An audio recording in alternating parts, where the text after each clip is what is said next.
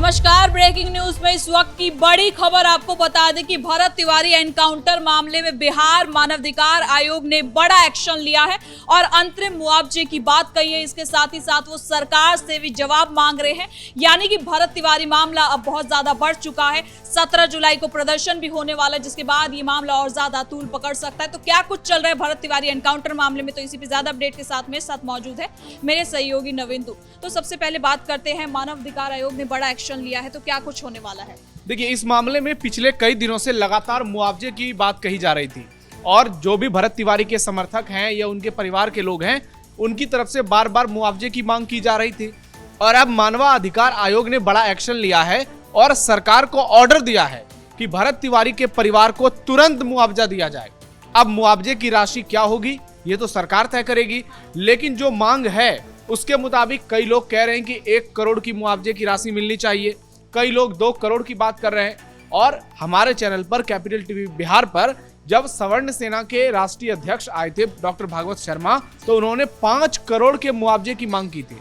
तो क्या भरत तिवारी के परिवार को 5 करोड़ का मुआवजा मिलेगा, ये एक बड़ा सवाल है।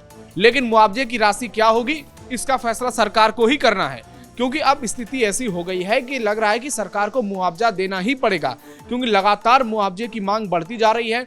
और अब जब मानवाधिकार आयोग की तरफ से ऐलान कर दिया गया है तो सरकार को मुआवजा देना ही पड़ेगा। हालांकि मामले में इस वक्त जांच चल रही है, इसलिए मानवाधिकार आयोग का साफ कहना है कि चूंकि अभी जांच प्रक्रिया चल रही है इसलिए इस पर हम टिप्पणी नहीं करेंगे। लेकिन एक माता पिता ने अपने जवान बेटे को खोया है तो इसकी भरपाई जरूर होनी चाहिए और इसलिए सरकार को फौरन जल्द से जल्द आनन फानन में भरत तिवारी के परिवार को मुआवजे देने का ऐलान कर देना चाहिए। तो अब देखना यह होगा कि सम्राट सरकार क्या फैसला लेती है, भरत तिवारी के परिवार को कितना मुआवजा देती है और क्या मुआवजा जो दिया जाएगा उससे परिवार संतुष्ट हो जाएगा। क्योंकि देखिए, भरत तिवारी अपने परिवार के कहें तो परिवार के लिहाज से तो वो बहुत इंपॉर्टेंट व्यक्ति थे और लगातार घर परिवार के लिए काम करते थे और उनके पैसे से घर परिवार में सारी कामकाज होते थे। तो ऐसे में उनकी माता जी की जो मांग है, उनके पिता की जो मांग है, क्या उस मांग पर सम्राट सरकार खरा उतर पाएगी? क्योंकि सिर्फ परिवार की ही मांग नहीं है, परिवार के साथ सैकड़ों लाखों लोग अब जुट गए हैं, चाहे वो जमीन से जुड़े हों या फिर सोशल मीडिया के जरिए जुड़े हों, और लगातार लोगों का जन समर्थन इस मामले में परिवार को मिलता जा रहा है। तो अब देखना यह होगा कि मुआवजे की राशि कितनी होती है, क्या 1 करोड़ या 5 करोड़ मिल जाती है। हालांकि 5 करोड़ की संभावना कम जताई जा रही है, लेकिन सवाल है अब पब्लिक का दबाव भी है। तो ऐसे में देखना यह होगा कि आगे चलकर सम्राट सरकार क्या फैसला लेती है। लेकिन इतना तो तय है कि अब इस मामले में पुलिस लगातार बेनकाब होती जा रही है। 7 लोगों पर जो FIR दर्ज हुई है उन पर एक्शन साफ साफ नजर आ रहा है और भरत तिवारी हत्या मामले में पीड़ित परिवार को मुआवजे मिलते हुए नजर आ रहे हैं। भरत तिवारी की जो माता है और वो बहन है, वो भी कह रहे हैं कि वो 9 जुलाई से अनशन पर बैठेंगे अगर अच्छी से कार्रवाई नहीं हुई है, और 17 तारीख को भी दिल्ली में प्रदर्शन होने वाला है। तो कहीं ना कहीं ये मामला अब लगातार गर्माता जा रहा है। देखिए, चूंकि इस मामले में बड़े बड़े नेताओं की एंट्री हो चुकी है, इस वजह से ये मामला रुकेगा नहीं। देखिए, दोनों तरफ की बात सही है। एक तरफ कह रहा है कि भरत तिवारी के साथ गलत हुआ, वो बात भी सही है। दूसरी तरफ ये भी आरोप लगाए जा रहे हैं कि इस मामले में राजनीति हो रही है, क्योंकि नेताओं का वहां पहुंचना और बड़े नेताओं का, बिहार से लेकर उत्तर प्रदेश के नेताओं का वहां पहुंचना, सामने उत्तर प्रदेश का विधानसभा चुनाव है, उससे पहले भी बांकीपुर में उपचुनाव होना है। तो ऐसे में भरत तिवारी का मुद्दा तो बढ़ेगा ही बढ़ेगा। अब ये सवाल उठता है कि इस मामले में जांच में क्या कुछ बदलाव होगा, क्योंकि पीड़ित परिवार ने सरकार को अल्टीमेटम दे दिया है कि 9 तारीख से हम आमरण अनशन पर बैठेंगे। तो देखना ये होगा क्या 9 तारीख से वो वाकई में बैठते हैं, क्योंकि अशोक चौधरी जब गए थे तो उन्होंने पीड़ित परिवार को ढांढस बंधाया और समझाने की पूरी कोशिश की। चिराग पासवान भी गए थे, उन्होंने भी यही बात कही। तो ऐसे में क्या लोग पीड़ित परिवार को मना लेंगे इस बात कर, क्योंकि आमरण अनशन पर बैठना बिना भोजन के, बिना पानी के, फिर तबीयत बिगड़ जाएगी। और भरत तिवारी के भाई की, उनकी माता जी की तबीयत पहले से खराब है और पिताजी भी काफी वृद्ध हैं। तो इस स्थिति में क्या परिवार के लिए ये फैसला सही होगा, और अगर ये फैसला होता है तो इसका इम्पैक्ट राजनीति पर बड़ा पड़ेगा, क्योंकि फिर विपक्ष इसको मुद्दा बनाएगा, फिर सरकार बनाम परिवार करने की कोशिश की जाएगी। और आप देखिए, बहुत सारे ऐसे लोग हैं, चाहे वो सरकार में शामिल हो या फिर विपक्ष में, वो इस मामले पर खुलकर बोल रहे हैं। कुछ आदमी चुप हैं, लेकिन कुछ न्यूट्रल अप्रोच भी अपनाए हुए हैं। तो क्या पीड़ित परिवार अगर अनशन करता है तो इसका निगेटिव इम्पैक्ट होगा, क्योंकि अभी जांच भी चल रही है रिटायर्ड जज विनोद कुमार सिन्हा की अगुवाई में पूरी प्रक्रिया चल रही है और अशोक चौधरी ने भी परिवार से यही गुजारिश की है कि आप जो है कुछ दिन का धैर्य रखिए, न्याय आपको मिलेगा और हम लोग आपके साथ हैं। इसी बात का भरोसा चिराग पासवान ने भी दिलाया। वो जब गए माताजी से मिले, उनके आंसुओं को पोंछा और उसके बाद ये भरोसा दिलाया कि जो जांच प्रक्रिया चल रही है आप उस पर यकीन कीजिए। सुप्रीम कोर्ट ने इस मामले में सुनवाई से इनकार कर दिया।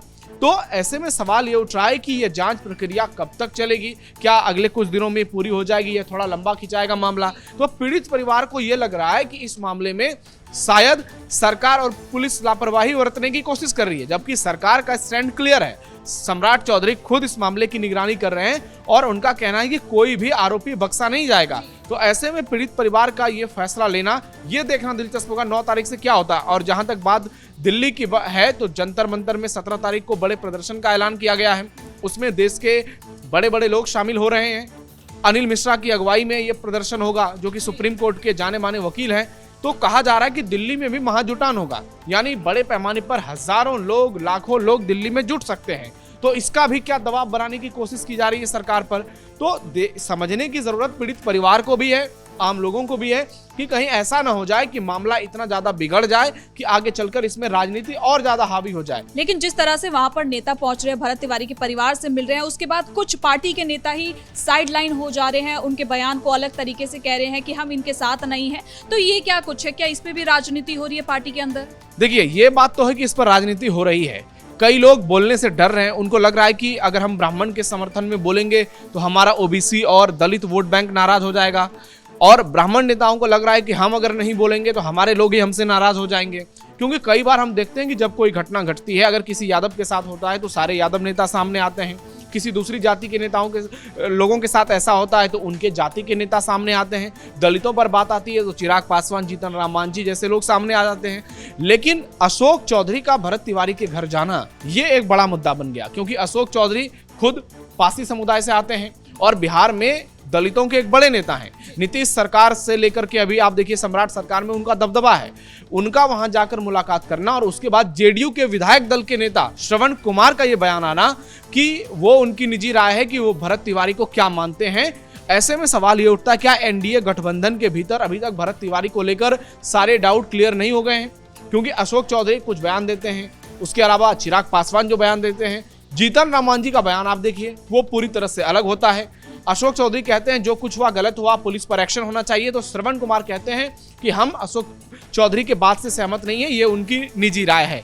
तो ऐसे में सवाल तो बहुत सारे हैं, देखना ये होगा कि इस मामले में आगे चलकर क्या कुछ होता है। लेकिन इतना तो जरूर तय है कि मामले में अभी जो राजनीति है वो और ज्यादा होगी, क्योंकि अभी जब तक ये जांच पूरी नहीं हो जाती, जब तक पीड़ित परिवार को न्याय नहीं मिल जाता, लोग सामने आएंगे। बहुत सारे नेता क्रेडिट भी लेने की कोशिश करेंगे कि हमारी वजह से न्याय मिल गया। और आप देखिए कि लोगों का जो समर्थन मिल रहा है, बहुत सारे सोशल मीडिया पर लोग हैं, बहुत सारे कमेटी के अध्यक्ष हैं, बहुत सारे आयोग के लोग हैं, वो भी एक साथ एकजुट होकर के भरत तिवारी के समर्थन में बातें कर रहे हैं और सरकार पर हमला कर रहे हैं, पुलिस पर हमला कर रहे हैं। लेकिन इन लोगों को भी थोड़ा भरोसा रखना चाहिए, इन लोगों को भी धैर्य रखना चाहिए, क्योंकि आने वाले समय में मान लीजिए जांच होती है और उसमें सारे पुलिसकर्मी दोषी पाए जाते हैं तो निश्चित तौर पर उनको सजा मिलेगी। अगर नहीं पाए जाते हैं तो फिर बहुत सारे ऑप्शन है, हाई कोर्ट जाने का, सुप्रीम कोर्ट जाने का, फिर सरकार हो सकता है कुछ फैसला ले। तो ऐसे में सवाल ये उठता है कि क्या 9 तारीख तक और 17 तारीख तक इस बीच में कोई बड़ी घटनाक्रम देखने को मिलेगी? क्योंकि फिलहाल जो कुछ नजर आ रहा है उसके मुताबिक तो ये लग रहा है कि आने वाले दिनों में भरत तिवारी का मुद्दा और बड़ा होगा, ये छोटा नहीं होगा और इसमें राजनीति भी भरपूर होगी। तो इन नवेंदु मानवाधिकार आयोग ये भी कह रहा है कि मुआवजा देने का मतलब ये नहीं है कि कार्रवाई पूरी हो गई है, जांच पूरी हो गई, कार्रवाई आगे भी जारी रहेगी, इस गलतफहमी में ना रहे। हाँ देखिए, कार्रवाई इसलिए जारी रहेगी क्योंकि अभी जांच की शुरुआत हुई है कुछ दिनों पहले और मामला चूंकि बहुत पेचीदा है और एक रिटायर्ड जज को ये सौंपा गया है, तो वो बहुत ही गंभीरता से, बहुत ही संवेदनशीलता से इस मामले की जांच कर रहे हैं। कोई भी पहलू छूट ना जाए, कहीं इसमें कोई गलती ना हो जाए। अपने तरफ से न्यायिक अधिकारी पूरी कोशिश करेंगे कि इस मामले में पीड़ित परिवार जिस तरीके से न्याय चाहता है, हम उस तरीके से इसमें एक्शन लें और एक भी जो पहलू है वो कहीं भी छूट ना जाए, कोई भी लापरवाही इसमें सामने ना आए। ऐसे में पीड़ित परिवार को जो भरोसा दिलाया गया है उस भरोसे पर हम खरे उतरें, जो दूध का दूध है, पानी का पानी वो हो जाए और इस मामले में लोगों का जो भरोसा है वो न्यायपालिका पर बरकरार रहना चाहिए, क्योंकि भारत एक लोकतांत्रिक देश है। यहाँ जो भी फैसले होते हैं वो भावनाओं के आधार पर नहीं होते हैं, वो कानून व्यवस्था के तहत होते हैं, सबूतों और गवाहों के तहत होते हैं। और भरत तिवारी मामले में सबूत तो साफ साफ नजर आ रहा है कि पुलिस वालों ने एनकाउंटर किया, एनकाउंटर नहीं हत्या कर दी, और पहले 3 गोली मारने की बात कही और बाद में पोस्टमार्टम में पुलिस की पोल खुल गई और 5 गोली की बात सामने आ गई। तो ये एनकाउंटर तो कहीं से लग ही नहीं रहा है, ये तो सीधे सीधे हत्या की साजिश थी। और आगे भी लग रहा है कि इसी मामले में पुलिस जांच कर रही है, न्यायिक अधिकारी जांच कर रहे हैं और आगे चलकर बहुत सारे खुलासे इसमें सामने आएंगे। तो धन्यवाद नविंदु इन तमाम जानकारी के लिए। तो कुल मिलाकर आपको बता दें कि भरत तिवारी एनकाउंटर मामला लगातार गर्माता जा रहा है। मानवाधिकार आयोग ने इसमें अब बड़ा एक्शन लिया है और परिवार को अंतरिम मुआवजा देने की भी बात कही है। तो फिलहाल के लिए ब्रेकिंग न्यूज में इतना ही। कैमरा पर्सन कुणाल के साथ मैं सृष्टि शाह।